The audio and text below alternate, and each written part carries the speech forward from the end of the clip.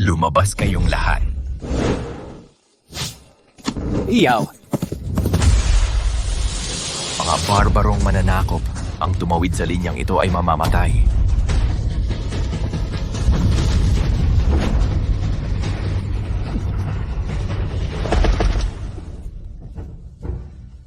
Ang inyong bansa ay nawalan na ng lahat ng hukbo. Ang gobyerno ay inilipat na ang kabisera nito. Sa tingin mo ba na mag-isa ka ay makakapigil sa bakal na mga kuko ng aming 7 bansang koalisyon? Habang may hininga pa ako, hindi ako aatras kahit isang hakbang. Mamatay ka!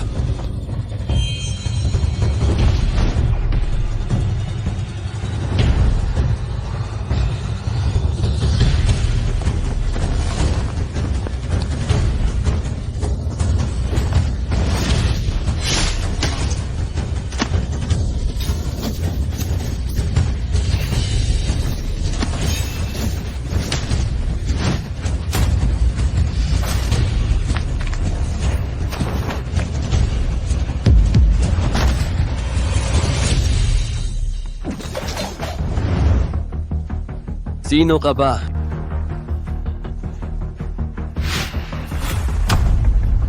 Ikaw.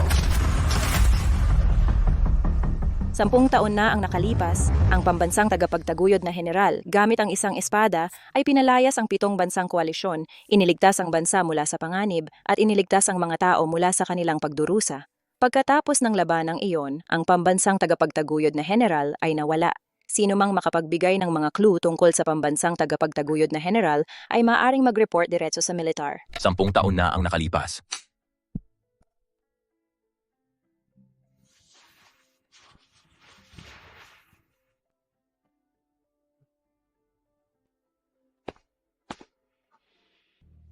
Ikaw na naman, maruming pulubi. Umalis ka sa harap ko. Sinisira mo ang aking negosyo.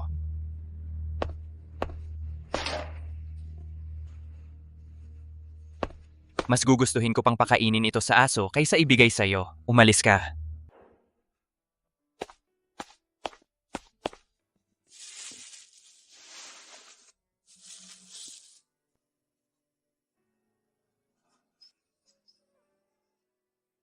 Marumi yun. Kainin mo na lang ito.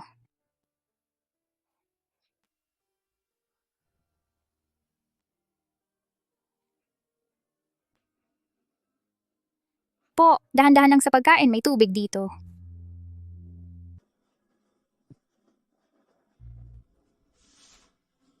Bakit ka nandito araw-araw? May pamilya ka ba?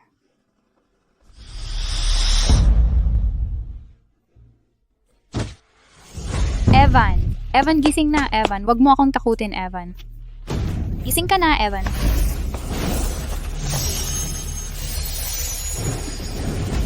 Po, anong ginagawa mo po? Evan.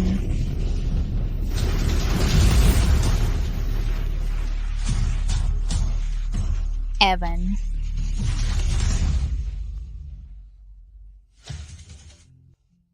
Evan, gising ka na. Pasensya na ate, nakatulog na naman ako. Nakakatakot ka naman, hindi kita sinisisi. Kasalanan ko lahat ito. Buti na lang at gising ka na. Po, salamat. Ang batang ito ay may problema sa puso. Kailangan niyang magpagamot sa ospital. Si Evan ay may congenital heart disease. Kapag nakapag-ipon na ako ng sapat, papagamot ko siya. Nag-iipon ka, nasasakupan ka pa para mag-aral at sa kalagayan mo ngayon. Huwag mo akong maliitin. Ang ibig kong sabihin, bata ka pa lang. Hindi mo dapat kailangang pasanin ang mga bagay na ito. Nasaan ang mga magulang mo? Sila ay mayroon ng sariling pamilya. Ayokong istorbohin sila. Huwag mo akong husgahan sa itsura ko ngayon. Kahit may pilay ako, basta patuloy lang akong magsisikap, tiyak na makakaipon ako para mapagamot ang kapatid ko. Ito ipagbili mo, ipagamot mo ang kapatid mo. Hindi mo kami kailangang kaawaan. Hindi namin kailangan ng sino mang mag-aabot ng limos. Hindi ito limos. Isipin mo na lang bayad ito sa mga crackers mo.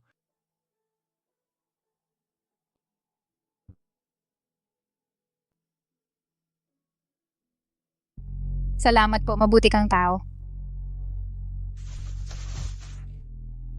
Ang mga bulaklak na ito ay para sa'yo. Mabuti akong tao. Mabuti akong tao. Hindi. Ako ay isang makasalanan. Tagapamahala, tingnan mo ito.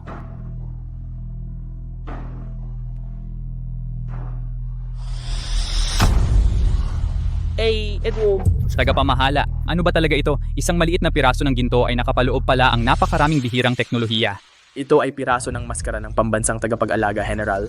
Ang pambansang tagapag-alaga, ang pambansang bayani na nawala, 10 taon na ang nakalipas. 10 taon na pala, buong bansa ang naghahanap sa bayaning ito. Walang nakakaalam sa itsura niya. Ang gintong maskara ang tanging bakas para mahanap ang dakilang bayaning ito. Sino ang nagbenta ng pirasong ito? Nasaan siya? Isang babaeng dalaga na nasa wheelchair, umalis na siya. Bilisan mo, sunduin mo siya. Opo, Gino.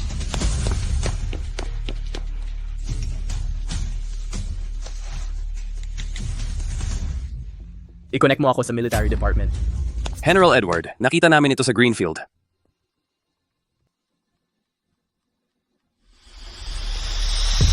Utusan ang lahat ng 3 sangay na mag-total ceasefire, pumunta sa Greenfield. Opo, Gino. Mag-iniksyon agad ng 1 trilyon. Kailangan nating protektahan ang exchange rate ng bansa. Ma, Ay, sandali. Nasa financial battle ako ngayon laban sa 7 bansa. Makinig kayong lahat. Sa labanan ngayong araw, kailangan nating lubusang wasakin ang financial systems ng 7 bansang iyon. Nahanap namin ang taong iyon. Ano?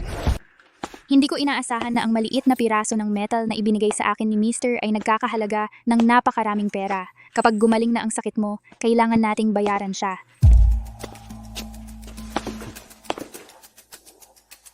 Sabrina, tiningnan ko lang ang datos ng ospital at may nakita akong batang lalaki na nagngangalang Evan. Ang kanyang mga gene ay sakto lang na tumugma sa gene ng ating young master. Ngayon, ligtas na ang young master. Ano ang background ng taong ito? Sabrina, huwag kang mag-alala tungkol doon. Siniyasat na namin sila. Sila ay magkapatid lamang na walang magawa. Kahit na mawala sila, hindi ito makakaakit ng anumang atensyon. Bawusen. Asikasuhin mo na. Opo, Ginang. Ginoo, salamat po. Naset na ang petsa ng operasyon ni Evan. Ang perang ito, tiyak na babayaran ko ito sa inyo. Hindi na kailangan. Mula ngayon magpanggap tayong hindi tayo nagkakilala. Ginoo. Evan, Jenny, nandito pala kayo. Sino ka? Hindi kita kilala. Ano ba? Hindi mo pa nga nakikilala ang iyong kapatid? Umalis ka. Sumama ka sa akin pa uwi. Anong ginagawa mo? ate! Hayaan mo kaming umalis. Sinasabi ng 2 batang ito na hindi ka nila kilala. Anong ginagawa mo? Kadiri ka. Binabalaan kita. Huwag kang makialam. Kung hindi, pupulbusin kita. Kung makikialam ako, masisira ang 10 taon kong pagtatago. Pero kung hindi, ang 2 batang ito, Matalino ka. Tara na. Anong ginagawa mo? Bitawan mo ako. Gino. Gino, tulungan ninyo ako! Gino, tulungan ninyo ako! Tatay, sagipin ninyo ako! Sagipin ninyo ang tatay ko! Tulungan ninyo ako! Gino, tulungan ninyo ako! Gino, tulungan ninyo ako! Gino! pakawalan ninyo sila.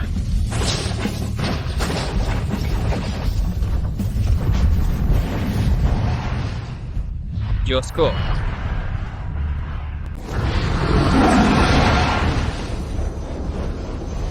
Miss, tingnan mo, bilis! Ang Dragon Vortex. Tayon, magmaneho ka na. Master, dumating ka rin. Tara na. Sabrina. Mga palpak, puro kayong walang kwentang palpak. Hindi ako makapaniwala isang pulubi ang sumira ng lahat. Sabrina, pakiusap, kumalma ka. Hindi siya ordinaryong pulubi. Tunay siyang mandirigma. Kayong mga... Sa totoo lang, mas malakas lang ng kaunti siya kaysa karaniwan. Ihanda mo ang lahat. Ngayong pagkakataon, ako mismo ang makikipagkita sa kanya. Ginoo. Ginoo. Tigilan mo na ako. Ginoo. Sabi ko na, tigilan mo na ako.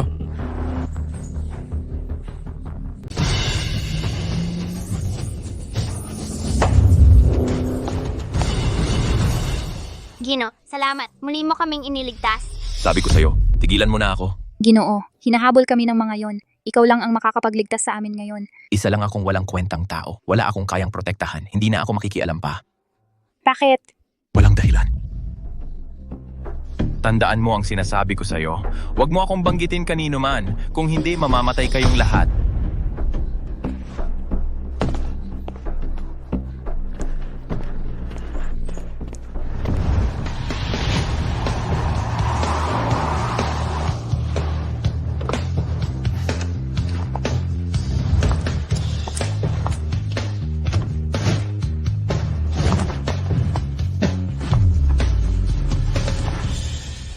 Gino? Gino! Gino! Gino! Kayong dalawa. Ikaw na naman, gago ka. Anong ginagawa mo? Di masama. Dalhin niyo sila. Hulihin niyo sila. Diyos ko! Bitawan niyo ako! Tulong, may tao, may kidnapper. Anong ginagawa mo? Sa liwanag ng araw, nangahas kang agawin ng bata? Umalis ka dyan. Huwag kang makialam. Talagang walang takot sa batas ang mga trafficker na ito. Tawagan ng pulis. Ngayon din, huwag ninyong hayaang makatakas sila. Kayong mga walang kwentang mga magsasaka, gusto niyo bang mamatay?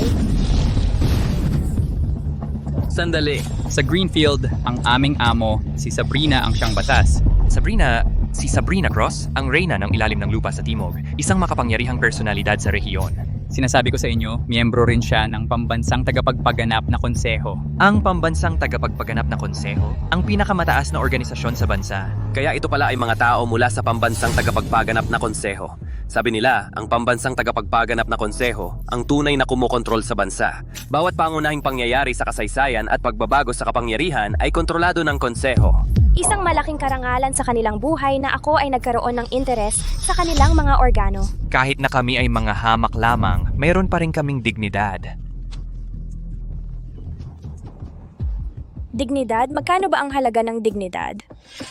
Kung gagamitin ko ang mga ito para ipagpalit sa inyong dignidad, sapat na kaya iyon?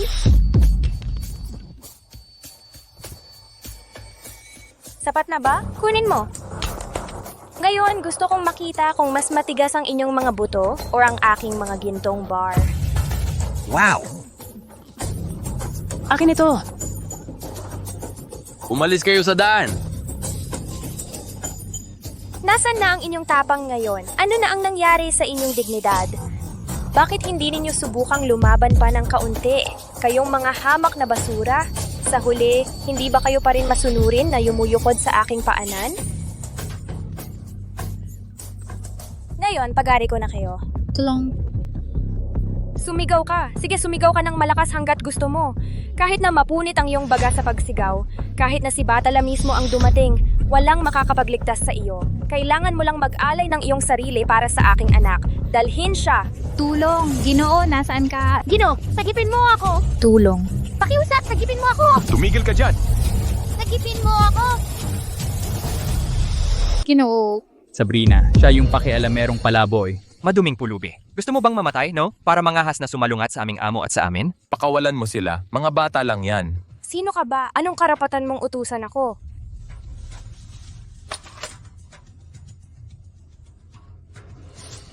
Kunin mo ito. Kapalit ng buhay nila. Basura.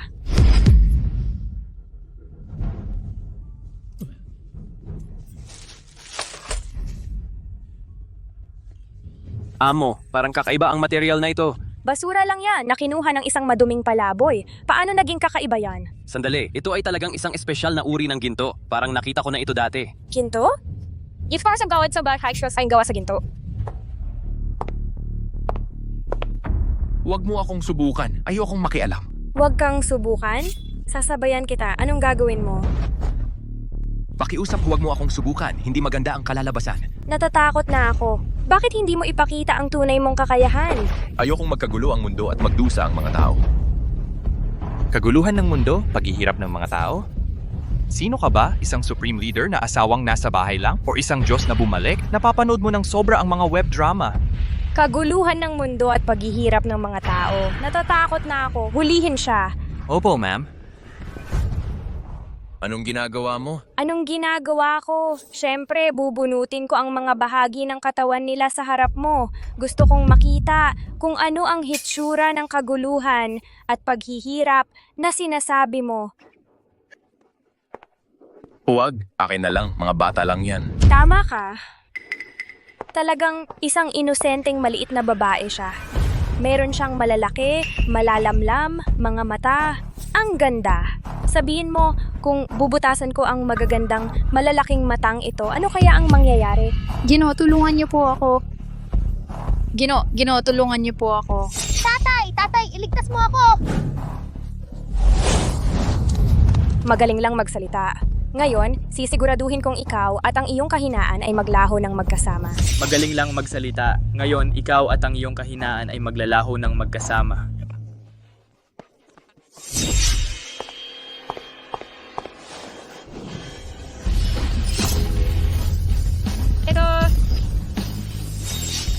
Paano ito nangyari? Bakit mo pa ako sinubukan?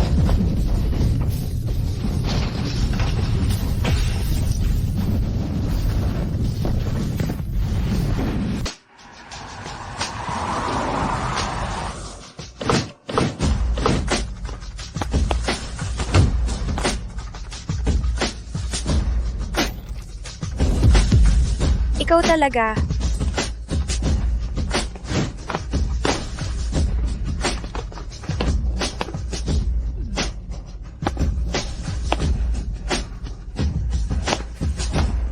Ako ay nagpapakumbaba sa iyo, Ninang. Ang reyna ng ilalim ng lupa sa timog, isang miyembro ng pambansang tagapagpaganap na konseho, ay talagang lumuluhod sa isang batang babae at tinatawag itong Ninang. Sino nga ba ang batang babae na ito? Hindi mo ba nakita ang kanyang badge? Yun ang angkan ng pinuno ng Republika, ang Dragon Lord. Hampas lupang pulubi. Ngayong nandito na si Ninang, wala ka ng takas. Ninang, ito ang hampas lupang pulubi. Hindi lang niya ininsulto ang pambansang tagapagpaganap na konseho, sinaktan pa niya ang mga tao natin. Dapat kang humingi ng katarungan para sa amin. Huwag kang lalapit, umatras ka. Sabrina, tingnan mo kung gaano siya takot. Ano naman kung marunong siyang lumaban? Sa harap ni Miss Grant, isang langgam lang siya. Lumayo ka. Hampas lupang pulubi, kahit na ang kataas-taasang matanda ng Republika ang narito, walang makakapagligtas sa iyo. Mga hamak na tulad namin ay dapat malaman ang aming lugar. Ang mga malalaking tao na ito ay hindi namin kayang abutin. Ninang, ang lalaking ito ay nagkasala sa pambansang tagapagpaganap na konseho. Kung hindi natin siya pagbibigyan ng leksyon, mawawalan tayo ng autoridad.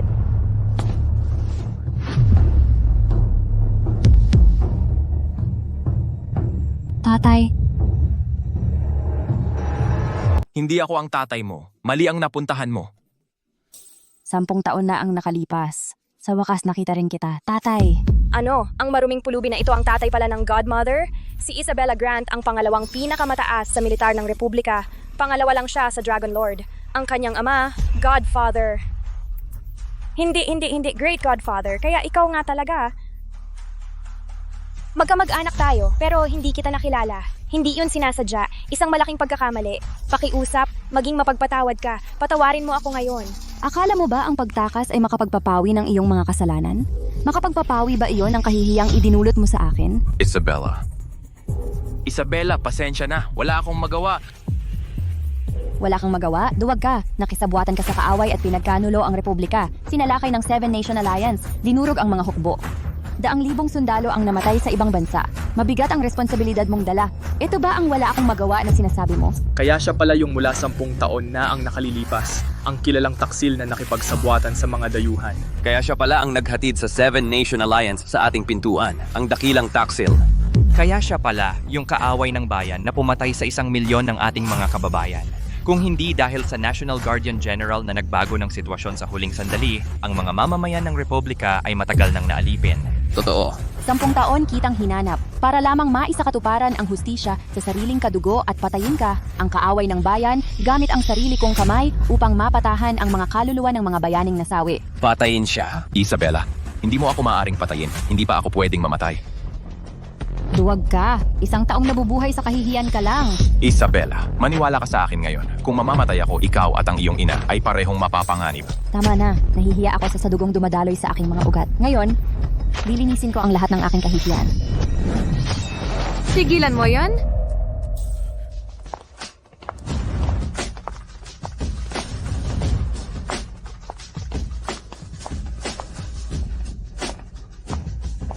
Nanay. Ako ay nagpupugay sa inyo, Great Godmother. Sino ba talaga ang dalagitang ito? Ang aking Great Godmother, ang pangalawang pangulo ng pambansang tagapagpaganap na konseho, si Evelyn Carver. Siya ang kumukontrol sa yaman ng Republika. Ang buhay pangkabuhayan ng Republika ay nasa kanyang mga kamay. Kayong mga walang kwentang mga hamak, bakit hindi kayo nagpupugay? Pagbati, Pangulo ng Konseho. Mahal, 10 taon na. Kumusta ka na? Evelyn, Tumahimik ka. Wala kang karapatang banggitin ang pangalan ng nanay ko. Nanay, bakit mo ako pinipigilan? May nararamdaman ka pa bang para sa taong ito? Isabella, kumalma ka. Tatay mo pa rin siya sa huli.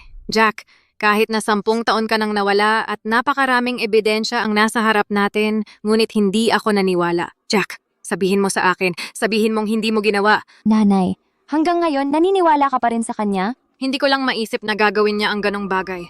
Baka may dahilan siya.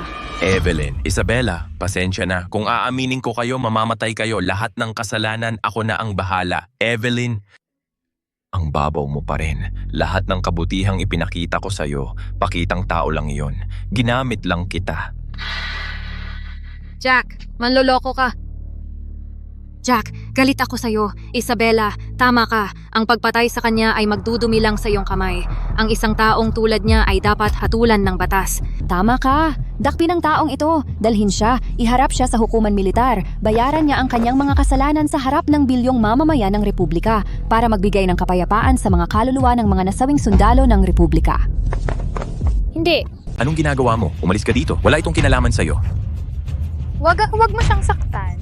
Umalis ka na ngayon din, o ipapaaresto ko kayong lahat. Jenny, Evan, umalis na kayo. Huwag kayong mag-alala sa akin. Isabella, nakikiusap ako sa iyo. Huwag mo siyang saktan. Wala itong kinalaman sa kanya. Ano ang relasyon ninyo? Bakit mo sila pinoprotektahan ng ganyan? Ninang, kung ako ang tatanungin mo, ang mga taong ito ay tiyak na anak sa labas ng kriminal na ito. Mga salbahe kayo. Ako, Hindi ganoon. Wala kaming relasyon sa kanya. Kusa kaming sumunod sa kanya dahil kaya niya kaming protektahan. Kusang sumunod? Para protektahan kayo? Ay nako, hindi ba't kalahati lang siya ng edad niya? Kahit ang may kapansanan ay hindi mo pinatawad. Jack, hindi ka lang sinungaling. Ngayon ay naging isang tunay na babaero ka na. Ikaw kahit ang isang babaeng may kapansanan ay hindi mo pinalampas. Ikaw ay literal na, kailangan bang bulag ako para malinlang ng isang salbahing tulad mo? Huwag niyo silang pansinin. Kunin ang taksil na ito at arestuhin. Mukhang maskara ito. Baka naman. Tigil.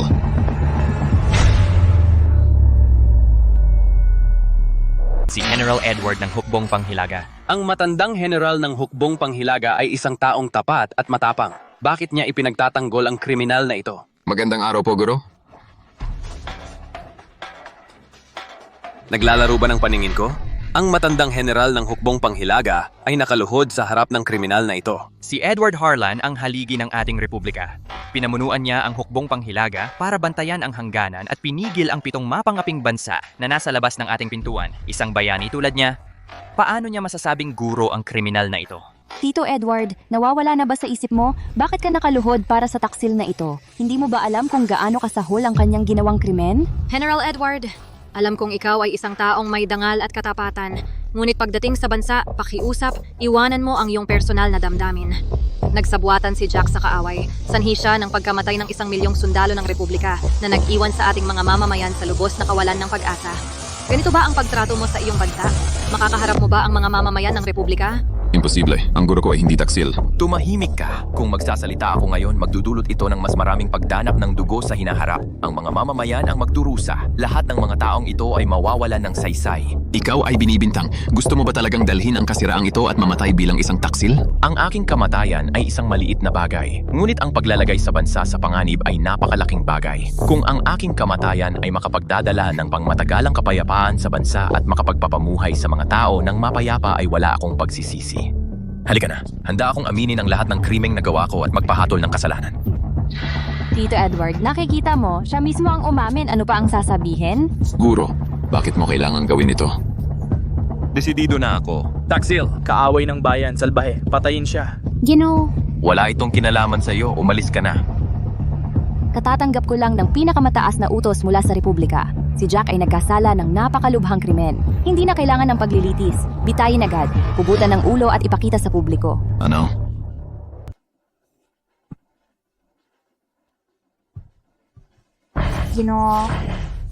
Bitawan mo ako.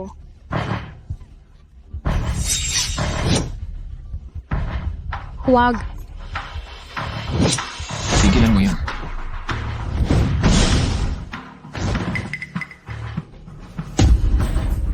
Edward, sinusubukan mo bang gawing kaaway ang buong republika? Edward, anong ginagawa mo? Kung kinikilala mo pa rin akong iyong guro, huminto ka kaagad. Paumanhin, guro. Hindi ko kayang manood lang habang namamatay ka sa kasalanang hindi mo ginawa. Kahit magalit ka sa akin, kailangan kong sabihin ang totoo.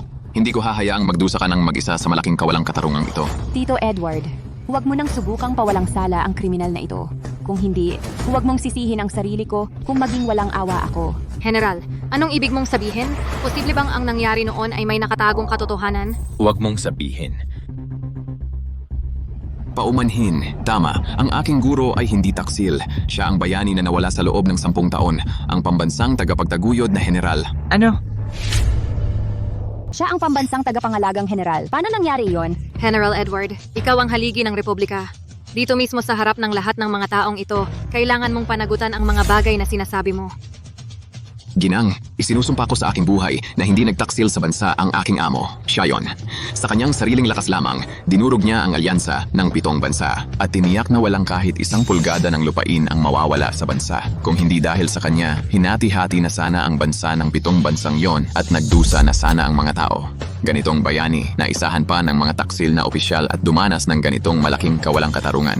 Edward, nagkukubli ka ng isang taksil. Ito ay isang di mapapatawad na krimen. Huwag kang padalos-dalos. Kilala ko si General Edward. Para sa ating kapakanan, isinugod niya ang kanyang buhay para sa bansa. Siya ay isang taong may ganap na integridad. Naniniwala ako sa kanya. Talagang hindi siya basta-basta mag-iimbento ng kwento. Jack, sabihin mo sa lahat kung ano talaga ang nangyari 10 taon na ang nakalipas. Ginoo, ano pang iniisip mo? Kahit mamatay ka habang may dungis sa pangalan, baka hindi pa rin maligtas ang bansa. At ngayon, ang bansa ay pinamumunuan ng mga tiwaling opisyal. Kung mamatay ka, wala nang pag-asa ang bansa. Magsalita ka! Sige.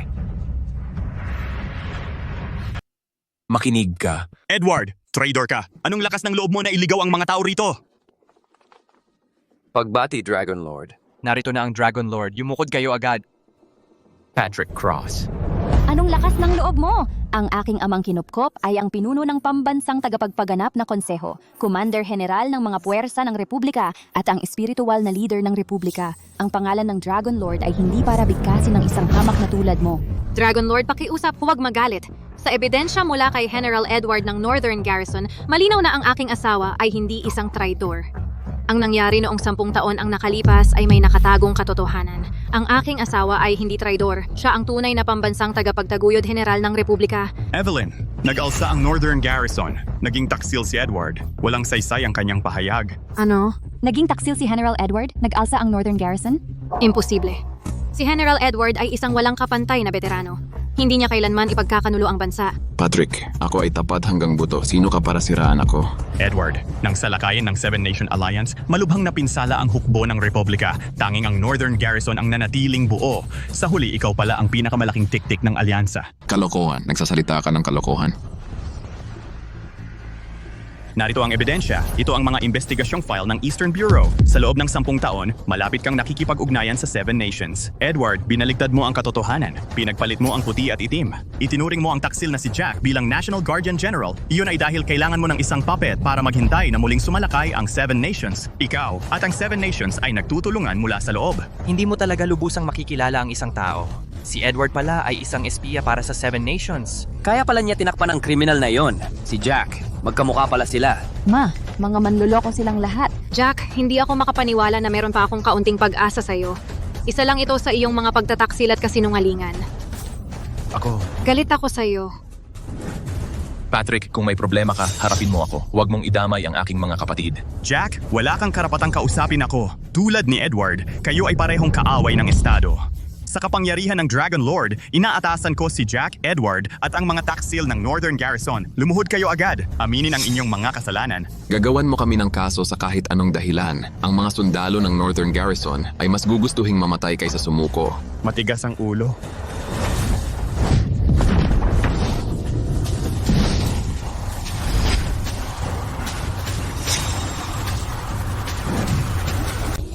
Halos tapos na ito. Mukhang yung maskara yon.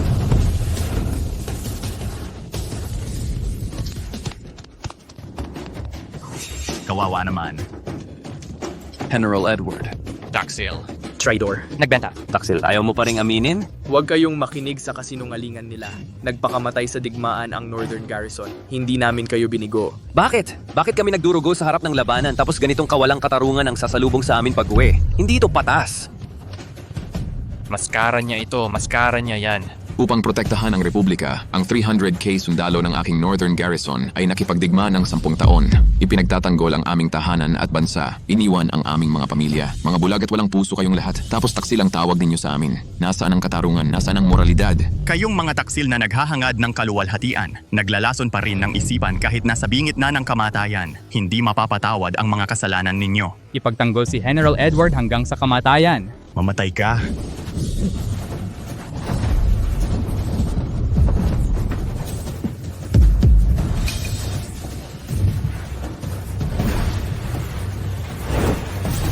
Bata, ang Diyos Dragon ang pinakamalakas na mandirigma sa bansa. Traidor ka. Anong lakas ng loob mo para hamunin siya? Talaga bang hindi mo alam kung paano baybayin ang kamatayan? Jack, nahihiya sa'yo ang buong bansa. Gusto ng mga tao na kainin ang laman mo at inumin ang dugo mo. Tumigil ka na sa paglaban. Sumuko ka na lang. Tigilan mo na ang pagpanaginip na magpanggap bilang general tagapagtanggol.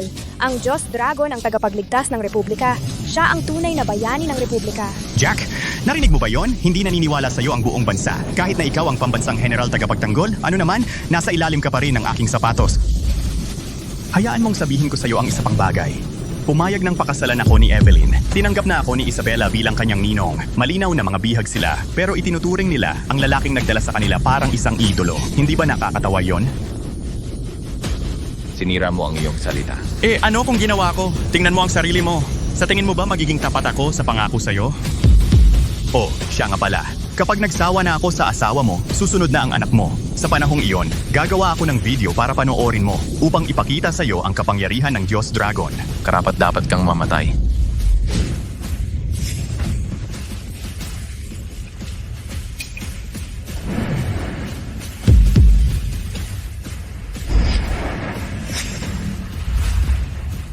Ano ito? Nakakagulat na pakiramdam? Ito ay enerhiya ng Dragon. Enerhiya ng Dragon. Ang aura ng Dragon ay nabuo mula sa kapalaran ng Republika. Ito ay nagmula sa Dragon Vein ng Republika na ipasa sa loob ng 10,000 taon ang mga nagmamana ng aura ng Dragon, ang siyang sandigan ng Republika.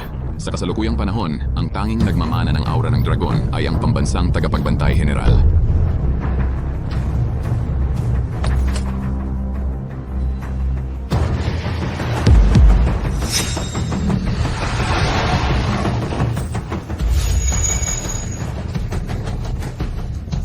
Naibalik ko na. Ayos na. Amo ito mismo ang gintong maskara na isinusuot ng pambansang tagapagbantay general. Saan galing ito? Sa kanya. Paano nangyari yon? Ito lang ang tanda ng bayani. Paano napunta sa kamay nitong traidor? Traidor ka. Aminin mo ang katotohanan ngayon din. Itong gintong maskara, ninakaw mo ba ito? Anong ginawa mo sa ating pambansang bayani? Kadiring traidor, magbayad ka ng buhay mo. Isabella. Nanay, huwag kang maniwala sa kanya. Talagang hindi siya ang pambansang tagapagbantay general. Nakaw niya yung maskara. Pwedeng manakaw ang maskara, pero ang aura ng dragon ay hindi mapagpapanggap. Jack Halbrook, bakit mo itinago ang tunay mong pagkatao noon? Bakit hindi mo ipinakita sa akin ang tunay mong lakas? Kung alam ko lang na taglay mo ang aura ng dragon, paano kita maiintindihan ng mali? Paano ito nangyari? Ang asawa ko. Tatay. Pagbati pambansang tagapagbantay general.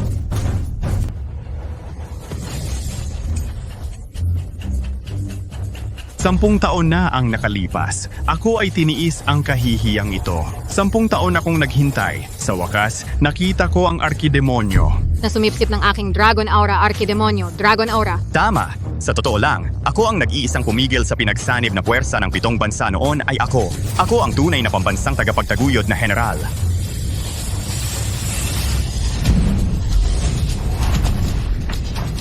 Ito. Dragon Aura. Paano ka nagkaroon ng Dragon Aura? Hindi ba dapat iisa lang ang tagapagmana ng Dragon Aura? Patrick Cross, saan galing ang Dragon Aura na nasa iyo? Tinatanong mo ang alam mo na. Sa simula pa, akin ang Dragon Aura. Noon, pagod na pagod ako matapos pigilan ang pinagsanib na puwersa ng 7 bansa. Kayong mga daga, sinamantala ninyo para ambusin ako. Ninakaw ninyo ang aking gintong maskara. Tapos gumamit kayo ng maitim na sining para sipsipin ang halos lahat ng Dragon Aura ko. 10 taon na. Ang dahilan kung bakit hindi ko inihayag ang aking pagkakakilanlan bilang pambansang tagapagtaguyod na general ay para makit ka ang arkidemonyo na lumabas. Kunin mo ang Dragon Energy ng Republika. Nanay, niloko niya tayo. Siya ang nagpapanggap na Guardian General. Napakababa at walang hiya niyang tao. Huwag kang makinig sa kanyang kalokohan. Siya ang tunay na impostor. Ito ang ebidensya ng pagtataksil ni na Jack Halbrook at Edward Harlan. Narito ang ebidensya kung paano sila nakipagsabuatan sa mga kaaway, nagplano laban sa akin at kinain ang aking Dragon Energy. Nakatala rito ang buong proseso. Tingnan natin kung paano mo ito itatanggol ngayon. Kung gayon, ang aking Dragon Lord pala, ang tunay na pambansang Guardian General. Ikaw, isang taksil, ang gumawa para magmukhang eksakto ang peklat sa larawan. Ang aming dakilang benefactor ay napagbintangan ng isang kriminal at tiniis ang 10 taon ng kahihiyan. Napakababa ng taksil na ito. Patayin siya. Hindi totoo yan. Patrick Cross, nagsasabi ka ng kalokohan. Nagsisinungaling siya. Walang kwenta. Siya ang Dragon Lord, iginagalang ng buong bansa. Hawak niya ang salaysay ng bansa. Walang maniniwala sa atin. Jack Halbrook, wala kang hiya. Nagpapanggap na Guardian General. Papatayin kita. Isabella, huwag kang magpadalos-dalos. Jack Halbrook, totoo ba ang lahat ng sinabi ng Dragon Lord?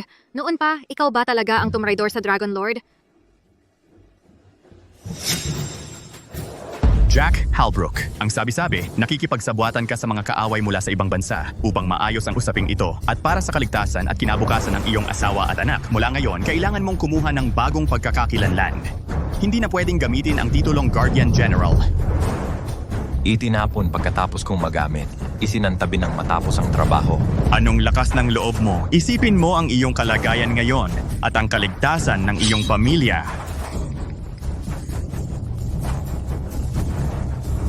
Magsalita ka. Bakit hindi ka nagsasalita? Guro, magsalita ka lang. Bakit hindi mo itatanggi? Nanay, halatang wala siyang masabi. Gusto mo pa bang maniwala sa kanya? Evelyn. Pasensya na. May nagagawa ba ang pasensya? Ang magagawa mo na lang ngayon ay bayaran ito ng buhay mo. Isabella, hindi ngayon ang oras para patayin siya. Jack, kung may natitira ka pang konsensya, isauli mo ang Dragon Spirit ng Republika na inagaw mo sa akin. Ibalik mo lahat. Halimaw, kung may kahit katiting ka pang konsensya, isauli mo ang ninakaw mo sa aking amang kinilala. Jack, hindi ka na pwedeng magkamali ng magkamali. Kailangan ng Republika ang Dragon Spirit para protektahan ang mga tao nito. Hindi siya traidor. Mabuting tao siya. Kayo ba'y bulag at walang puso? Wala kang pakialam dito. Ginoo, Jack, isipin mo ang iyong kahinaan. Ibigay mo na lang ang Dragon Spirit. Maaari mong makuha ang Dragon Spirit. Paano ko mapagkakatiwalaan ang salita mo? Ako ang Dragon Lord. Ang salita ko ay panata ko. Wala kang pagpipilian. Ibigay mo sa akin ang Dragon Spirit o kukunin mo ang bangkay ng asawa at anak mo. Sige, pero may isang bagay akong gusto. Sige, basta nasa akin ito, maaari kong ibigay lahat sa iyo. Kailangan ko ng Dragon Tiger Pill. Isang Dragon Tiger Pill? Ang taas naman ang hinihingi mo. Ninong, huwag mong pahintulutang lokohin ka ng lalaking ito. Paano kung gamitin niya ang Dragon Tiger Pill para lumakas at tumalikod sa'yo? Magkakaproblema tayo. Hindi mahalaga. Isang liping itinakwil na siya. Ano naman kung bigyan ko siya ng isang Dragon Tiger Pill? Sa Republika, wala na siyang pwesto.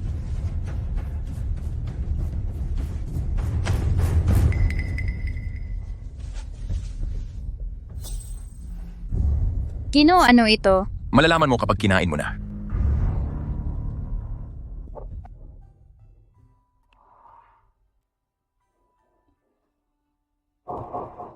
Ginoo, parang ang lakas na ng pakiramdam ng mga binti ko ngayon. Tumayo ka!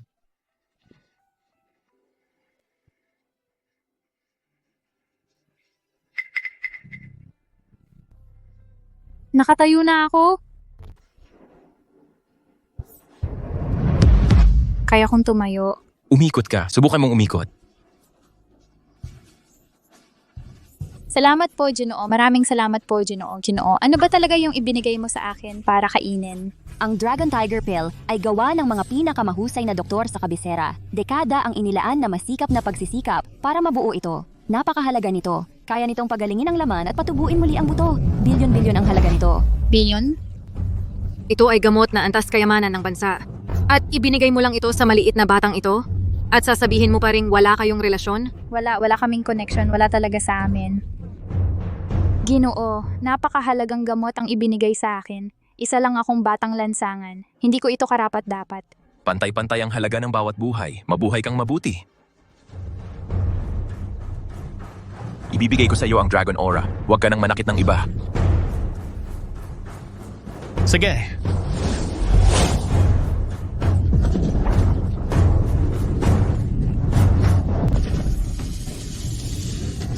Tito. Guro, mga kawal, patayin silang lahat. Tigil. Kung kinikilala niyo pa rin ako bilang inyong guro, huwag kayong mag-away-away at magbigay ng pagkakataon sa mga dayuhan. Nagsimula ito dahil sa akin, kaya ako na ang magwawakas nito. Guro, bakit kailangan mong gawin ito? Kataas-taasang commander, maaari bang imulat ninyo ang inyong mga mata? Bakit hahayaang magdusa ang mga tapat na kawal ng ganitong kapahamakan? Guro, tapat kayong naglingkod sa bansa, ibinigay ang lahat, ginawa ang buong mundo na kaaway, at hindi nagsisi kahit harapin ang kamatayan. Sa buong mundong ito, sa lahat ng mga taong ito, sino ba talaga ang nagmamalasakit sa inyo? Bakit pa mag-abala? Pinotektahan ng bayani ang mundo, pero sino ang magpoprotekta sa bayani? Tigilan mo ang pagpapanggap na biktima dito. Ito ang nangyayari sa mga taksil. Guro, Tito, kasalanan ko ang lahat. Ako ang dapat sisihin. Ako ang gumawa nito sa inyo. Huwag kang malungkot para sa akin. Ang puso ko ay matagal ng patay. Mga kawal, dakpin si Jack Halbrook at ang kanyang mga kasabwat na rebelde at litisin sila dito mismo. Tito! wala kang hiya. Taksil, sinusuway mo ang iyong pangako. Sino ang magiging tapat sa pangako sa isang taksil? Ngayon, walang sinuman sa mga rebelding ito ang makakatakas. Sige, gawin mo. Tama na! Napakarami nang namatay. Huwag nang magdagdag pa ng mga sakripisyo dahil sa akin. Patrick Cross, nakikiusap ako sa iyo. Iwanan mo ang aking mga tauhan. Kung nakikiusap ka sa akin, dapat mong ipakita ang tamang ugali. Tito, Nakikiusap ako sa iyo. Iwanan mo ang aking mga tauhan. Ang mga kontrabida ang nasa kapangyarihan. Ito ay kahihiyan ng bansa. Paano hindi magiging malamig ang puso ng isang bayani? Sige, ngayon pakakawalan ko si Edward Harlan at ang kanyang pangkat ng mga rebelde. Pero ikaw ay dapat aminin ang iyong mga kasalanan sa harap ng buong bansa at kitilin ang iyong sariling buhay para magbayad sala. Sige. Jack Halbrook, nagkasala ka ng pagtataksil. Ipinagbili mo ang iyong bansa para sa karangalan at pinahintulutan ang koalisyon ng 7 bansa na sumalakay. Ikaw ang dahilan kung bakit ang Northern Garrison at 100k sundalo ay nalibing sa Yellow Sands. Mabigat ang iyong mga kasalanan. Inaamin mo ba? Ako ay umaamin. Gino! Dahil inamin mo na at tinalikuran ang tiwala ng Supreme Commander, wakasan mo ang iyong buhay bilang pagbabayad sala.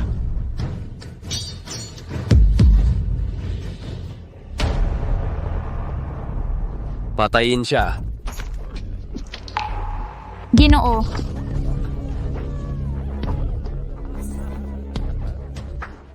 Ako ay isang taksil.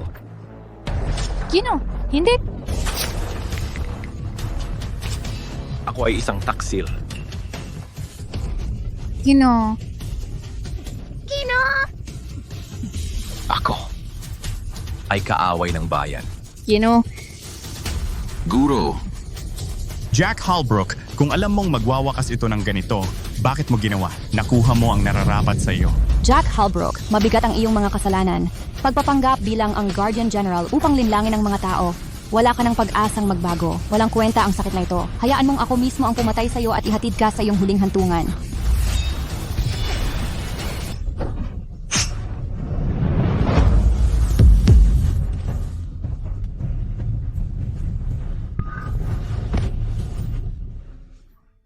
Jenny, Papatayin kita! Isabella, bakit mo ito ginawa para sa isang masamang tao tulad ko? Hindi ka masamang tao. Siguro may hindi pagkakaunawaan lang. Ayokong makita kang masaktan.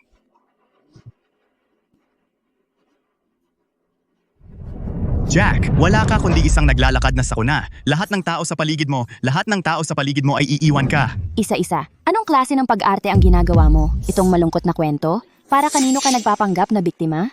Dahil sabik ka ng mamatay, gagamitin ko ang aking ultimate move para tapusin kayong dalawa.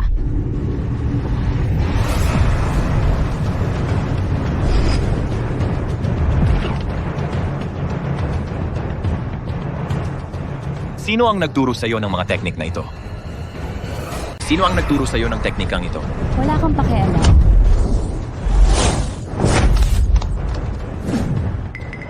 Alam mo ba kung ano talagang klaseng teknikang pinagpraktisan mo? Siyempre alam ko. Ang ninong ko ang nagturo nito sa akin. Ito ay isang napakataas na antas ng sikretong sining. Ito ay ipinamana sa loob ng 500 taon. Ito ang pinakamakapangyarihang sikretong sining sa Republika. Ang walang pag-iimbot na pag-aaruga sa akin ng aking ninong ay isang bagay na hindi mauunawaan ng isang makasariling tulad mo. Ito ay hindi isang napakataas na antas ng sikretong sining. Ito ay isang masamang sining. Ang sining ng paglalamon ng kaluluwa. Binibini, napakatanga mo. Ang sining ng paglalamon ng kaluluwa ay isang napakamalupit na teknik. Ang mga nag-practice nito ay magdudusa ng pabalik na epekto, mawawalan ng ulirat, magiging mga patay na naglalakad, at mapapasa ilalim ng iba. Patrick Cross, kasuklam-suklam ka. Paano mo matuturuan ang binibini ng ganitong klaseng teknik? Patrick Cross, ano ba talaga ang balak mong gawin sa anak ko? Jack Halbrook, ano ang pinagsasabi mo? Hindi kita maintindihan. Bakit mo tinuruan ang anak ko ng isang masamang sining? Dahil nalaman mo na, sasabihin ko sa iyo ang totoo. Ang anak mo ay may malaking potensyal, minana niya ang iyong mga gene at may bakas ng espiritu ng dragon. Ang espiritu ng dragon na taglay ko ay naabsorb noong siya ay sumuko sa kadiliman. Ano ang ibig mong sabihin? Ang tinuro ko sa kanya ay hindi isang kinaugaliang sikretong sining. Ito ay ang masamang sining ng paglalamon ng kaluluwa. Kung magpapatuloy ka sa pagsasanay, mababaliw ka at mawawalan ng kontrol. Magiging sunod-sunuran kang manikako, gagamitin para sa aking pagsasanay. Magiging kasangkapan ka lang para palakasin ako. Patrick Ross, napakasama mo. Bilang Dragon Lord, paano mo nagawa ang ganoong kaduming bagay? Bulag ako ng pagkatiwalaan kita. Ikaw ang tunay na kahihiyan ng Republika. Patrick Cross, itinuring kitang huwaran. Lagi akong nagsikap na matuto mula sa'yo. Hindi ko inakala na ikaw pala ang tunay na walang puso. Nakakainis ito. Dapat nga magpasalamat kayo at hinahayaan ko pang mabuhay kayo. Ito ay para lang kayo ay maging mga piyesang gagamitin ko para pigilan si Jack Halbrook.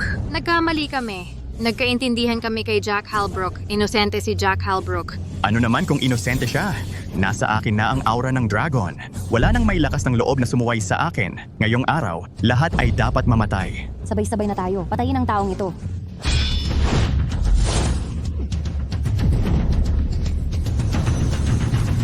Nasa akin ang aura ng dragon. Walang makakapantay sa akin. Patrick Cross. Hindi. Mamatay ka.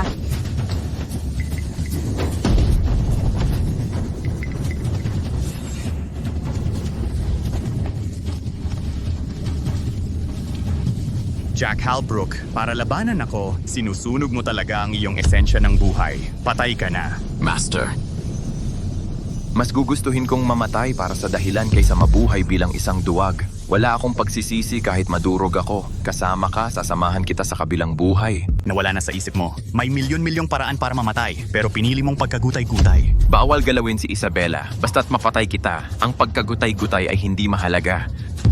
Ang hininga ng dragon ang nag-aayos ng katawan mo. Mayroon ka pang hininga ng dragon? Ang hininga ng dragon ay ang diwa ng kapalaran. Basta't buo pa ang mga ugat ng Republika, ang hininga ng dragon ay hindi kailanman mawawala. Jack Halbrook, isa ka lang hamak na karaniwang tao. Pero ngayon ay sinusuway mo ang kataas-taasang komandante. Hindi ka ba natatakot na malaman niya at magdusa ang mga mahal mo sa buhay? Dati, para mapanatiling ligtas ang pamilya ko, tiisin ko ang lahat. Pero iyon ang nagpausbong sa mga tiwali at nagbigay kapangyarihan sa mga masasama. Ngayon, hindi na ako magpipigil pa. Kahit na pagkagutay-gutayin ako, papatayin kita gamit ang sarili kong kamay. Jack Halbrook, ang ginagawa mo ay demonyo. Ngayon, ang lahat ay ililibing kasama mo. Kung gayon, lalabanan ko ang langit.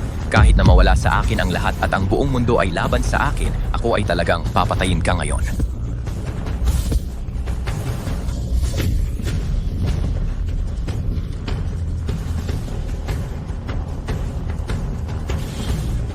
Jack Halbrook, kung papatayin mo ako ngayon, hindi mo na malilinis ang pangalan mo. Mamarkahan kang taksil magpakailanman. Ang mundo ay huhusga sa iyo. Kahit na hindi sila dumating, hahamonin ko ang ginintuang trono para makita ang mga nagpapanggap na mga Panginoon at itanong kung bakit ganito ang trato nila sa akin.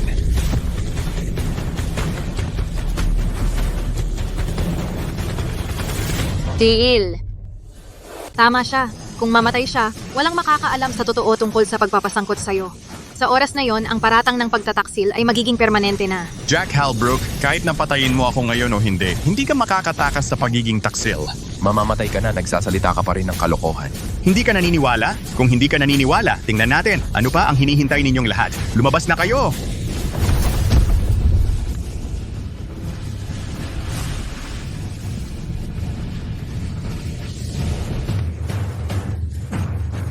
Sino ito? Mukhang pamilyar siya. Siya ang kataas-taasang pinuno ng kalaban. Ang pangalan niya ay Glenn Halbrook. Narinig ko na napakatalino niya. Ang kapangyarihan niya ay mas malaki pa kaysa sa orihinal na kataas-taasang pinuno, si Miyamoto. Siya ang pinakamalakas sa 7 bansa. Ang dahilan kung bakit ako nakarating dito ay dahil lahat sa tulong ni Ginoong Jack Halbrook. Glenn, ano ang ibig mong sabihin? Noong nagkawatak-watak ang 9 na hukbo ng Republika at ang ating alyansa ng 7 bansa ay sumugod, iyon ay lahat dahil kay Ginoong Jack Halbrook. Ginoong Halbrook, naparito ako ngayon upang magpasalamat sa inyo. Ang kapal ng mukha mo, walang sino man dito ang maniniwala sa'yo. Ginoong Halbrook, nagpapanggap ka talaga, ngunit kahit hindi ka maniwala, may ibang maniniwala.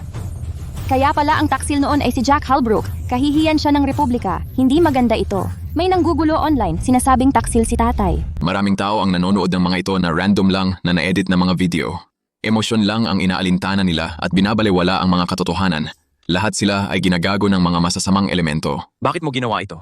Pinatay mo ang napakaraming sundalo namin. Hanggat nandyan ka, hindi kami kailanman makakatapak sa Republika. Kapag tuluyan ka nang nawala sa eksena, saka lang kami makakahinga ng maluwag. Hindi ka ba natatakot na papatayin kita ngayon? Papatayin mo ako? Ang laban mo kay Patrick Cross ay naubos na ang kalahati ng lakas mo. Gaano pa ba ang natitirang lakas mo para sa akin? Tingnan natin.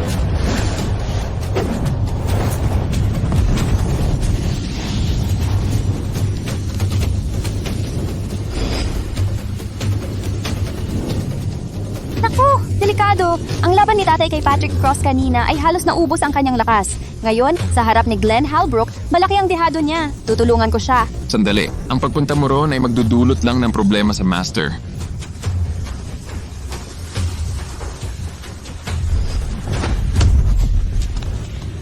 Tatay, Jack Halbrook, dati hindi ka matatalo, ngunit ngayon matanda ka na. Ang mga bagong dugo ay laging umaangat sa mga luma. Dapat matagal ka nang umalis sa entablado ng kasaysayan. At ako ang pinakamalakas sa buong mundo ngayon. Jack Halbrook, sa pagdaan ng mga taon para mapatumba ka, araw-gabi akong nagtrabaho. Hindi ako nag-aksaya ng pagsisikap. Matagal na pinag-aralan ko ang lahat ng galaw mo. Ngayon, ang lakas mo sa loob ay wala pang ikasampu ng dati. Hindi ka nakalaban sa akin. Mukhang para talunin ako, sinubukan mo talagang lahat. Sa Republika, madalas mong sabihin, kilalanin ang sarili at ang kalaban at hindi ka magagapi. Pinahahalagahan ng aming pinuno ang talento. Basta ikaw ay sumunod sa amin, bibigyan ka namin ng bagong simula. Jack Halbrook, mataas ang pagtingin ni G. Halbrook sa'yo. Swerte mo ngayon. Ngayon, lumuhod ka at tanggapin ang awa ni G. Halbrook. Patrick Cross, ikaw ang Commander-in-Chief ang Dragon Lord ng Republika. Pero nagpapakumbaba ka sa isang dayuhang kaaway. Napakahiya naman. Sa ilang na yon, himbing ang 100k kaluluwa ng Northern Garrison. Paano mo haharapin ang 100k na nasawi? Ano ba ang ilang buhay? Ang gusto ko ay kapangyarihan. Gusto kong maging pinakamakapangyarihan sa Republika. Sino mang humadlang sa akin ay dapat mamatay. Isa lang siyang galing sa kalsada. Paano siya nangahas na apakan ako? Anong karapatan niya? G. Halbrook? Basta ikaw ay pumatay kay Jack Halbrook para sa akin at tulungan akong kontrolin ang bansa, ibibigay ko ang lahat ng hiling mo. Isusuko ko ang 30 lungsod ng Northbridge sa'yo. Isang Jack Halbrook kapalit ng 30 lungsod. Marunong ka talagang makipagnegosya. G. Halbrook, ano ang ibig mong sabihin? Kung tutulungan kitang patayin si Jack Halbrook at sakupin ang Republika, ang teritoryo ng Republika ay hahatiin sa dalawa. Kalahati nito ay sa akin. Patrick Cross, pag-isipan mong mabuti. Isang pagkakataon lang yan. Walang puwang para sa pagtawad. Sige. Patrick Cross, mas mataas ka kaysa sa lahat. Bakit ba lagi kang nagsusumipsip kay Jack Halbrook? Bakit kailangan mong patayin siya? Isang hamak na dukha lang siya. Anong karapatan niya para maging kapantay ko? Alam mo ba kung bakit pinasuot ko siya ng maskara? Dahil hindi siya karapat-dapat na malaman ng iba ang pagkatao niya. Kayo, mga walang kwentang dukha, dapat ay tumatalima lang sa akin. Kayo, mga walang kwentang dukha, hindi dapat payagang mag-alsa. Paulit-ulit mong sinasabi ang mga dukha at walang kwentang magsasaka. Pero hindi mo alam na ang kasaganaan ng Republika ay itinayo sa pagsisikap ng di mabilang na mga karaniwang tao. Nagbuwis ng dugo ang ating mga ninuno para sa teritoryo ng Republika. Pero ikaw, ibibigay mo lang. Ikukulong ka sa haligi ng kahihiyan, isang makasalanan laban sa Republika magpakailanman. Kriminal! Kapag nasa kontrol ko na ang Republika, ang sino mang sabihin kong taksil, taksil talaga yon. Si Jack Halbrook, siya ang pinakamalaking taksil sa lahat. Patrick Cross, natutuwa akong nag-iisip ka ng matino. Jack Halbrook, may mga huling salita ka ba? Ang mamatay sa kamay ng bagong Diyos ng digmaan, ang pinakamapanganib na mamamatay tao sa buong mundo, ay isang karangalan para sa iyo. Kung gusto mong saktan ang tatay ko, dapat mo munang daanan ako. Isa pang gustong mamatay. Yamang gustong-gusto mong mamatay. Pagsasamahin ko kayong dalawa sa impyerno.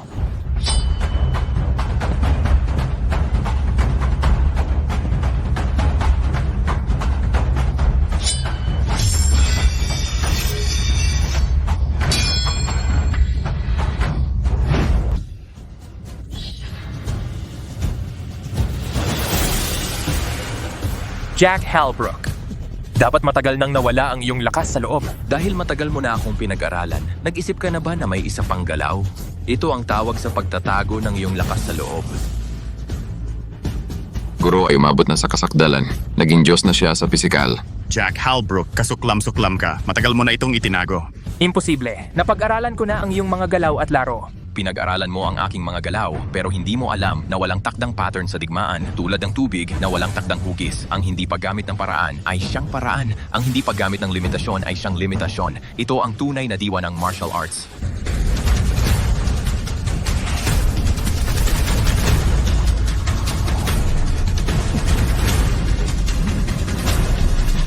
Sandali. Dumating na ang espesyal na sugo. Para bang narito mismo ang kataas-taasang commander? Bakit ka narito? Maaari bang ito ay dahil sa negosyo ng aking ama? Espesyal na sugo, narito ka ba talaga para sa kanila? Narito ako para sa dalawang dahilan. Una, nakakuha kami ng impormasyon tungkol sa pagtataksil at pagtatraidor ni Patrick Cross. Narito ako para arestuhin sila. Dalhin ninyo sila.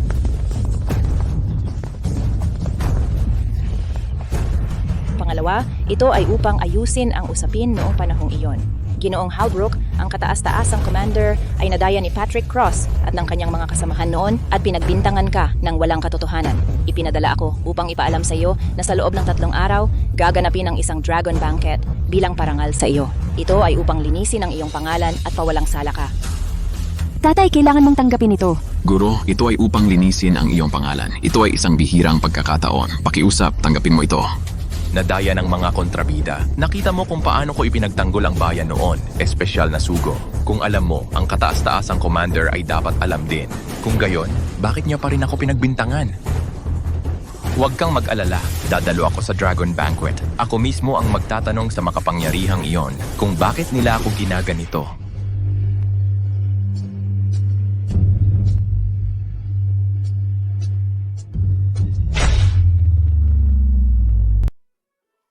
Sa tulong ng mga Dragon Tiger Pill, ligtas na siya ngayon. Dapat magigising siya sa loob ng ilang araw. Fiona, salamat sa pag-aalaga mo sa kanya nitong mga nakaraang araw. Ilang taon na kayong kasal, ngunit ang formal-formal pa rin ang pakikitungo ninyo para kayong bagong magkakilala. Sina Patrick Cross at Glenn Halbrook, pati na sina Sabrina Cross at ang iba pang kriminal ay nahuli na at nasa hustisya na. Tatay, maaari ka na ring mapanatag. Ang Dragon Banquet na ito ay unang layunin para linisin ang iyong pangalan. Bakit mo kinausap ng ganoon ang sugo? Dahil pinaghihinalaan kong ang buong pangyayaring ito ay pakana ng Supreme Commander. Jack, wala akong pakialam kung kasangkot ang Supreme Commander. Pero bihira lang ang pagkakataong malinis ang iyong pangalan. Ipangako mo sa akin na pagpunta mo sa banquet, hindi ka sa anumang pagkakataon makikipag-away sa Supreme Commander. Alam ko, para sa iyo ipinapangako ko na hindi ako magiging padalos-dalos ngayon. Siya nga pala tatay sa Dragon Banquet. Plano kong ipakilala sa iyo ang isang tao. Sino?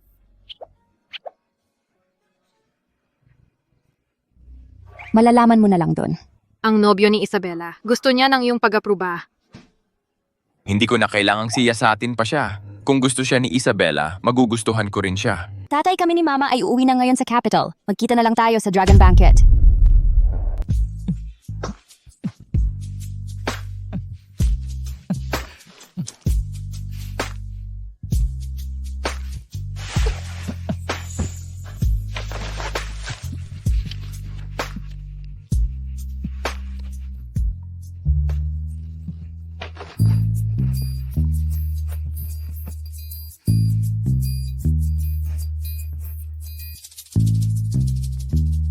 Ay, Isabela, anong meron? Yung mga pinagawa ko sa'yo, kumusta na ang takbo? Ay, huwag kang mag-alala. Ayos na ang lahat. Pupunta tayo sa Dragon Rising Banquet sa loob ng 3 araw at makikilala ang magiging biyenan ko. Nabili ko na ang mga regalo. Oh, at tandaan mo, hindi ka talaga pwedeng mahuli. Huwag kang mag-alala, Isabela. Isang bagay na ganito kahalaga, paano ko makakalimutan? Sige, paalam. Yung putang inang yon na naman. Huwag kang magalit kapag nagamit ko na siya. Para makalapit sa bagong Dragon Lord, ihiwalay ko yung hayop na yan. Mabuti naman at nakikinig ka.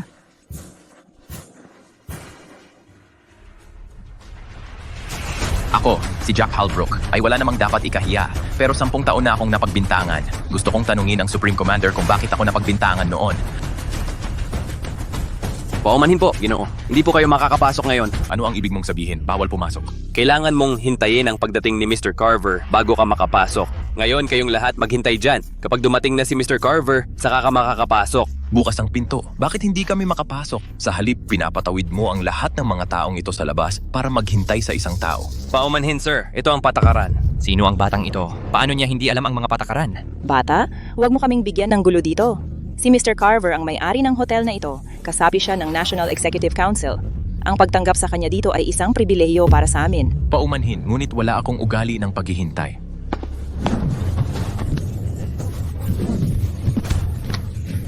Bata, tumigil ka.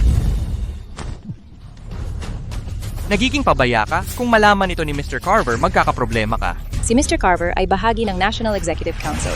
Kahit nagaling ka sa isang top-tier pack, ano naman? Sa mga koneksyon ni Mr. Carver sa Council, kaya niya kaagad na alisin sa eksena. Yung mang pagkain ng bawang ay hindi nakakatakot, ngunit ang pagpapanggap ay nakakatakot. Ito ang Rising Dragon Gala na pinangungunahan ni Mr. Carver. Kung malaman ng future Dragon Lord na nagpapakapilyo ka dito kahit na mabuhay ka, wala ka ng lugar sa Republika, wala ka ng lugar na pagtayuan. Kung wala ako, ang Rising Dragon Gala na ito ay hindi magaganap.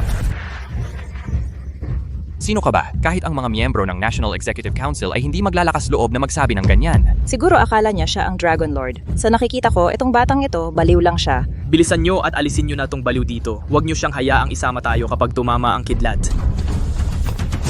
Tigil! Nandito na si Ginoong Carver.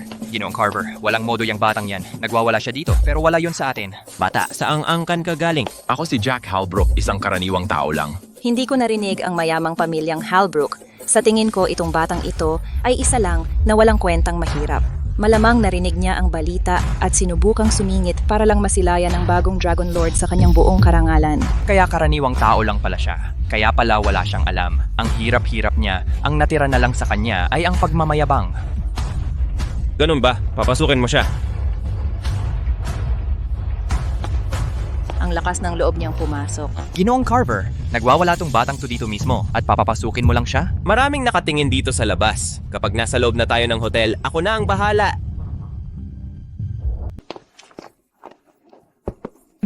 May kailangan ka ba?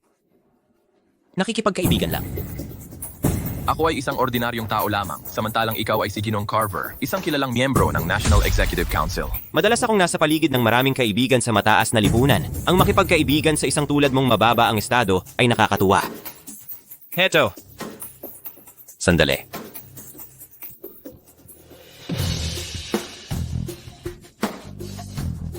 Inumin mo.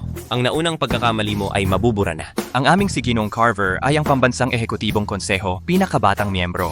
Maraming malalaking tao ang papatay para sa pagkakataong ito. Ang pag-aalok sa iyo ng inumin ay isang biyayang pinaghirapan mo.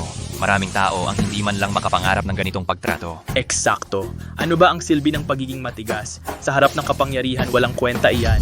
Huwag mong gawing mahirap ito. Ang inuming iniaalok ni Ginoong Carver, kahit pa ang pinakamataas na opisyal ng lungsod ang dumating, hindi siya magtatangkang tumanggi.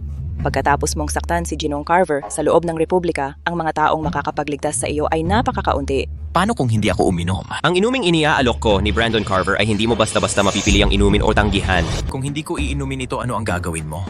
Kung hindi mo gawin, hindi ka aalis sa kwartong ito. Posible bang walang batas? Batas? Kahit ang batas, hindi kayang hawakan si G. Carver. Si G. Carver ay miyembro ng pambansang tagapagpaganap na konseho. Sa paglipas ng panahon, sa likod ng bawat malaking pangyayari, makikita mo ang mga miyembro ng konseho. Sila ang mga tunay na naghahari sa lipunang ito. Bakit mo sinasabi sa kanya ang lahat ng ito? Ano ang punto? Sigurado akong hindi alam ng batang ito kung ano ang pambansang tagapagpaganap na konseho. Isang walang kwentang probinsyano tulad niya ay masyadong maikli ang paningin. Hindi niya man lang napapansin ang kahihinatnan ng paglaban sa mga makapangyarihan. Bata, natatakot ka na ba hanggang sa mamatay? Mula ulo hanggang paa, amoy pobre ka. Hindi mo ba naisip na ang pagpunta mo rito ay para sumipsip sa Dragon Lord ano? Ikaw ay hindi karapat-dapat magkinis ng sapatos ng Dragon Lord. Bibigyan kita ng huling pagkakataon. Inumin mo ang alak. Bata, ang alak na ito ay hindi mura. Nagkakahalaga ito ng 1,000,000 kada bote. Sigurado akong hindi mo pa ito nakikita dati. Kung iinom tayo, ano ang punto ng pag-inom? Huwag mong sabihin sa akin na magsusorry ka kay G. Carver sa pag-inom ng buong bote. Ano, hindi pa nakakita ng ganitong mamahaling alak? Hindi mo nga alam kung paano ito bubuksan. Talagang hindi ko alam kung paano ito bubuksan.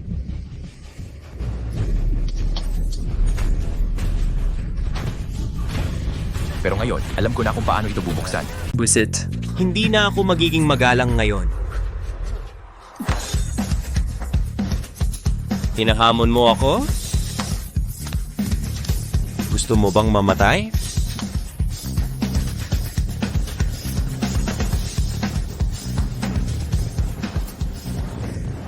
Pumasok ka rito.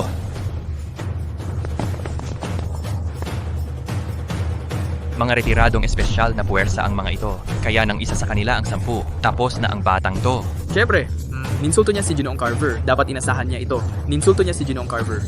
Sa Greenfield, wala nang makakapagligtas sa kanya. Ano pang hinihintay ninyo? Durugin ninyo siya hanggang maging pira-piraso.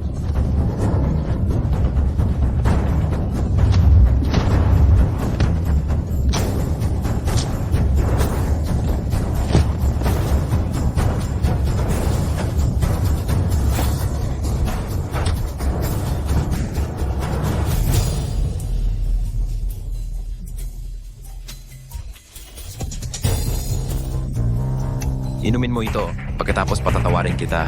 Hindi ko iinumin yan.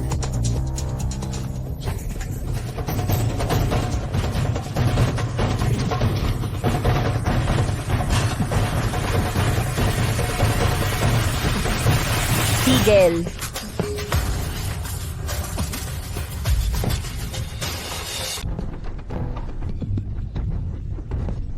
Isabella. Isabella, iligtas mo ako, ang hayop na ito. Brandon Carver, lahat ng ginawa mo sa tatay ko, nakita ko lahat. Hindi ko akalain na ikaw ay isang napakasamang tao. Talagang bulag ako noon.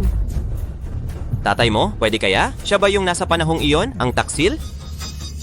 Ang tatay ko ay hindi taksil. Siya ay isang bayani ng bansa.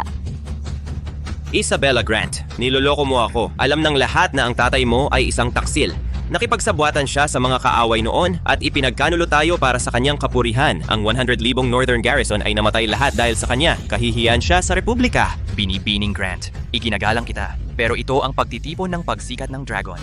Ang isang taksil na tulad niya ay hindi maaaring narito. Dapat natin siyang dakpin at iharap sa mga autoridad.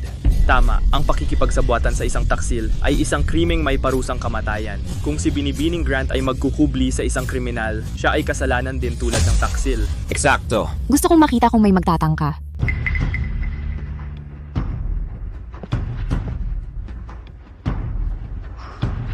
Ang Rising Dragon Banquet na ito ay para linisin ang pangalan ng aking ama.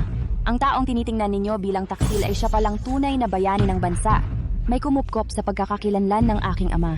Sa totoo lang, ang aking ama ay ang tunay na pambansang tagapagbantay general. Isabella Grant, matagal na kitang tiniis. Akala mo ba'y pinagbigyan kita dahil gusto kita? Katarantaduhan. Gusto ko lang sumali sa pambansang Executive Council at lumapit sa Dragon Lord. Ngayong nakikipagsabwatan ka sa mga taksil, huwag kang magalit kung maging brutal ako. Tatawagan ko ang aking ama ngayon din. Sasabihin ko sa kanila na ikaw, ang taksil na ito, ay narito mismo. Kapag nahuli na nila kayong dalawang taksil, ako ang pagbubunying may malaking ambag. Hindi na kailangan, narito na ako. Nandito ka na. Sino sa inyo ang nambubuli sa anak ko? Brandon Carver, huwag mong kalimutan ang lahat ng meron ang pamilya Carver at kung sino ang tumulong sa'yo para makuha ito. Nag-invest ka lang sa akin dahil nakita mo ang potential ko. Gusto mo ng return sa investment na, yon, ang dami na ng taon at ang laki na ng perang nagawa ko para sa'yo. Bayad na ako sa lahat ng ininvest mo. Ikaw, wala kang hiya. Kung may mga has na humawak sa tatay ko ngayon, wala sa inyo ang makakaalis. Miss Grant, ang tatay mo ay isang traidor. Alam ng buong bansa. Nagkanulo siya para sa karangalan, nakipagsabwatan sa mga kaaway mula sa ibang bansa at 100k ng Northern Garrison ang namatay dahil sa kanya. Kung susubukan mong pigilan ako, ikaw ay kaaway ng Republika. Binibining Grant, may papayo ko sa iyo na huwag kang makialam kay G. Carver. Ang Dragon Salo-Salo ay gaganapin sa Carver Hotel. Ang bagay na ito pa lang ay nagpapatunay na mataas ang pagtingin ng kataas-taasang commander sa mga Carver. Katarantaduhan. Alam mo bang dito gaganapin ang Dragon Salo-Salo ay dahil lang sa akin? Madaling magsalita, kunin ninyo siya at ako na ang magiging kanang kamay ng Dragon Lord. Wala akong pakialam kung anak ka ni Evelyn Carver. Ano naman, sa pagsuporta sa atin ng Dragon Lord, mula ngayon, ang pamilyang Carver ay maaring gumawa ng anumang gusto sa Republika. Ano pang hinihintay ninyo, Theo Mills? Napagpasyahan mo na ba kung paano ka mamamatay? Ito si Theo Mills. Isa siyang alamat sa henerasyon ng kabataan ng Republika, isang bituing nagsisilang. Ang numero 1 mandirigma ng Republika sa henerasyon ng kabataan. Yung batang henyo na nakamit ang pisikal na kasanayan sa edad na 16, sabi nila halos perpekto na ang kanyang kakayahan. Mas mataas pa ang kanyang kapangyarihan kaysa sa pambansang tagapag-ingat general sa edad na yon. Siya nga, may nagsasabing siya ang magiging tagapag-ingat general sa hinaharap, kumakatawan sa rurok ng kapangyarihang militar ng Republika. Sa pagdating niya dito, kahit langaw ay hindi makakatakas. Hindi ko inakalang kaya mo pang kumuha ng tulad ni Theo Mills. Theo Mills, magkano ang bayad sa'yo? Dodoblehin ko! Isabella, huwag mong isipin na dahil lang may pera ka, lahat ay magsasapanganib para sa iyo. Tumulong ang pamilya namin sa pamilya ni Theo. Si Theo ay sumusunod lang sa mga Carver. Isabella, umurong ka. Ako na ang bahala sa batang ito. Tatay, hindi pa ganap na gumagaling ang mga sugat mo. Bukod pa riyan, malakas na malakas si Theo. Ako na ang gagawa nito. Hayaan mo ako.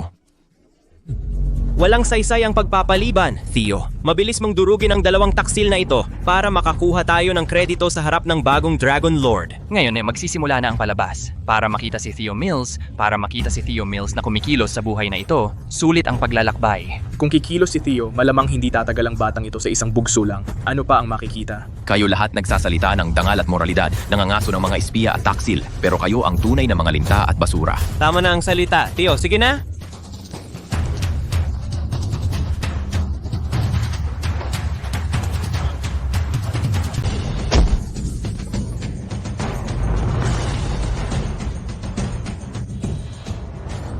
Matandang gago, Mandaya, inatake si Theo Mills nang hindi siya handa. Isang ganap na pataksil na atake. Theo Mills, tumayo ka. Wala ka ng baraha. Bigyan mo ang batang ito ng aral na hindi niya malilimutan.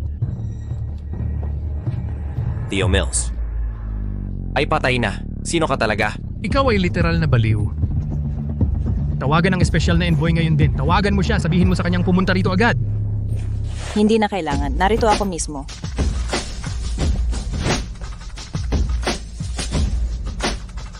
Espesyal na envoy. Opisyal akong nagsusumbong ng isang tao. May traitor dito. Sinisira ang Dragon Banquet. Siya ay nagpapanggap bilang ang Guardian General. Bilisan mo at arestuhin siya. Tama, kinamumuhian ko ang mga traidor na tulad niya. Siya ay kahiyahiya at kasuklam-suklam. Espesyal na envoy, ikaw. Ang Dragon Banquet na ito ay para kay G. Jack Halbrook. Ito ay para linisin ang kanyang pangalan at humingi ng katarungan. At si G. Halbrook ay ang pambansang Guardian General alias ang bagong Dragon Lord. Hindi ba siya isang traidor? Paano siya maging Dragon Lord? Espesyal na envoy? Ay, hindi mo naman. Ikaw ba ay nag-aalinlangan sa akin? Hindi, ang iyong hamak na alipin ay hindi nangahas. Tama na. Tapos na ako sa paglalaro. Posible kaya na ikaw ay talagang ang Guardian General? Guardian General. Raymond Carver at ang kanyang anak. Nasaktan ninyo ang National Guardian General. Sinubukan pa ninyong patayin siya. Ang inyong mga kasalanan ay parurusahan ng kamatayan. Guardian General, nagkamali ako. Maaawa po kayo sa akin. Ituring ninyo na lang akong wala at hayaang makaalis. Isabella, sa huli, tayo ay magkakapamilya. Magpakabuti ka para sa amin sa Guardian General. Pakiusapan mo siya na huwag magalit. Tama, tulungan mo ako. Magkakapamilya na tayo ngayon. Hindi ba't sinabi mo nung mamuhunan ako sa'yo para lang sa tubo? Umalis ka na ngayon din. Nakakadiri kayo. Kung hindi kayo nakilala ng aking ama, ako'y nananatiling nalilinlang ninyo. Guardian General, nagkamali kami. Bulag kami sa inyong kadakilaan. Guardian General. Kung ako ay isang karaniwang mamamayan lamang, ngayon, ako kaya ay pinatay ninyo sa bugbog. Kung kayo ang nasa kalagayan ko, hahayaan mo ba akong makaalis? Dalhin ninyo sila. Opo. Guardian General. Inaanyayahan kayo ng Supreme Commander. Mabuti. Sa wakas, payag na siyang makipagkita sa akin. 10 taon. Sa wakas, hinintay ko ang araw na ito.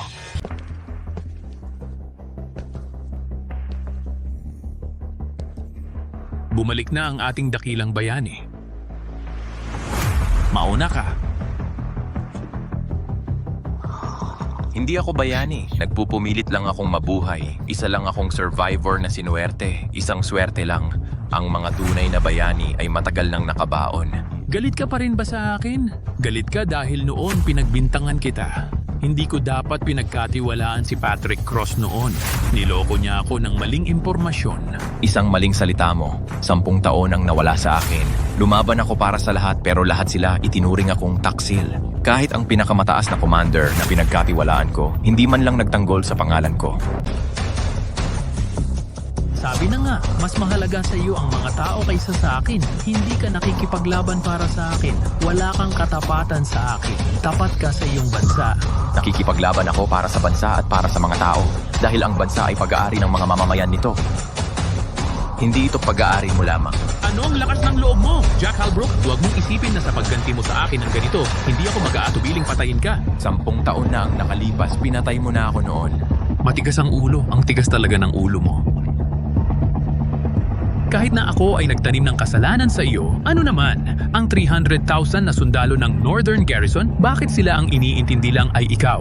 Kahit na naiinggit ako sa iyo, ano naman? Ang bawat miyembro ng Northern Garrison ay may matibay na kalooban, tapat at makabayan. Hindi sila sumusunod sa sinuman, sumusunod lamang sila sa katotohanan. Ngunit ikaw pinahintulutan ng ilang mga batang mayaman na walang alam na mamuno na nagtatawanan at nag-aaliw sa likuran. Samantalang ang mga tunay na makabayang sundalo, bukod sa kanilang mga peklat at sugat mula sa labanan, ay wala nang natitira. Kahit ang pinakamatibay na puso ay magiging malamig. Alam mo ba kung kanino ka nagsasalita?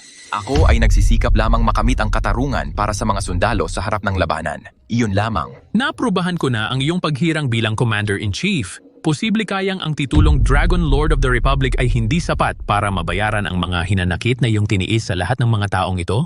Nagpupumilit ka pa rin. Gusto mo ba talagang mamatay? Yung titulong Dragon Lord? Maaaring kunin ng Supreme Commander. Ang aking buhay maaari ring kunin ng Supreme Commander. Ako, si Jack Halbrook, nagnanais lamang ng katarungan. Katarungan. Ano ba talaga ang gusto mo? Gusto kong voluntaryong humingi ng paumanhin ang kataas-taasang commander at aminin ang kanyang sariling kasalanan ng kapabayaan. Ikaw gusto mong aminin kung may kasalanan ako.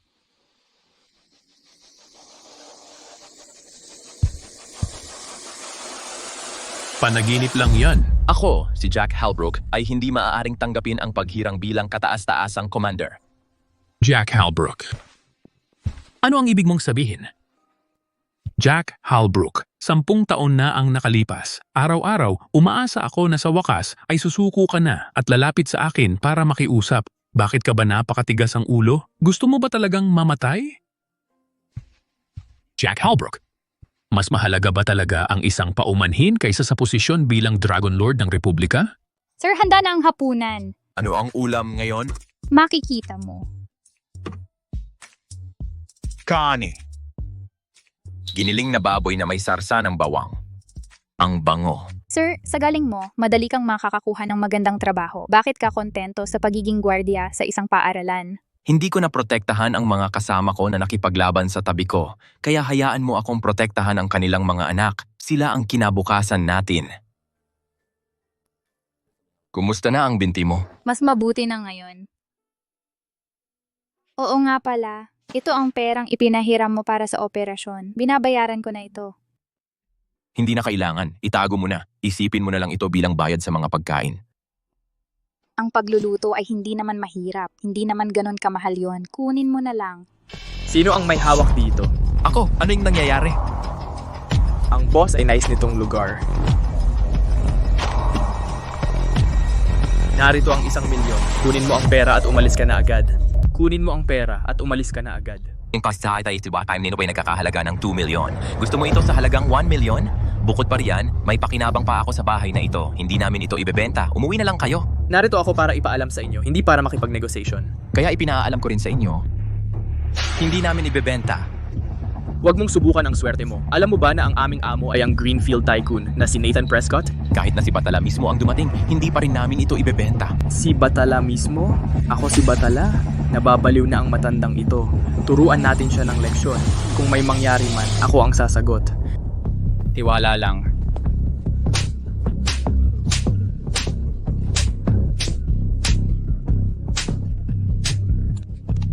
Pare, pasensya na. Huwag mong sasaktan ang mukha ko, ha? Huwag mong sasaktan ang mukha ng tao. Sino naman ang dapat kong saktan? Matanda, tapos ka na. Hahanapin ko si Nathan ngayon din. Wala nang makakapagligtas sa'yo sa Greenfield. Lumabas kayo.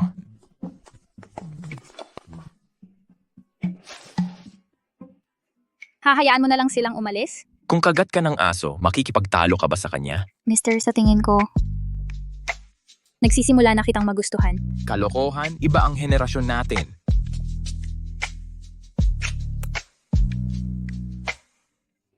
Ikaw,